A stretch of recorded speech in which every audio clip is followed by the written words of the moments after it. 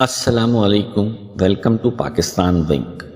دعا کی طاقت پر ہماری ویڈیو میں خوش آمدید۔ جیسا کہ مشکات حدیث نمبر 671 میں بیان کیا گیا ہے، حضرت انس رضی اللہ تعالی عنہ بیان کرتے ہیں، رسول اللہ صلی اللہ علیہ وآلہ وسلم نے فرمایا، اذان اور اقامت کے مابین دعا رد نہیں کی جاتی۔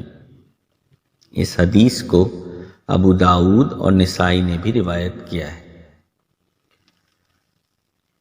یہ حدیث اس مخصوص وقت میں دعا کرنے کی اہمیت پر زور دیتی ہے جو اسلام میں دو اہم عبادتوں کے درمیان منتقلی کا دور ہے۔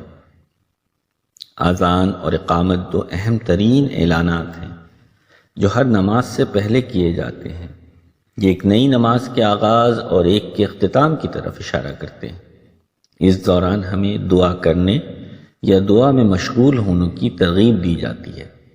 رسول اللہ صلی اللہ علیہ وآلہ وسلم نے فرمایا کہ اذان اور اقامت کے درمیان کی گئی دعا رد نہیں ہوتی۔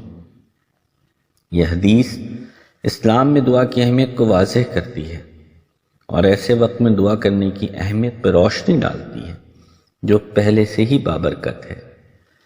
یہ حدیث ہمیں یاد دلاتی ہے کہ اپنی دعاؤں کی طاقت کو کبھی کم نہ سمجھیں اور زندگی بھر دعا کرتے رہیں، کیونکہ ہم اللہ رب العزت سے دعا کرتے ہیں جو ہماری دعاؤں کو قبول کرتا ہے، اور اگر کبھی ہماری دعا قبول نہیں ہوتی تو اس کے بدلے بہت بہتر عطا کر دیتا ہے۔ ویڈیو دیکھنے کا بہت شکریہ۔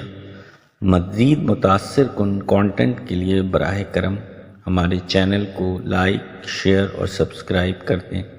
شکریہ، جزاک اللہ خیرہ۔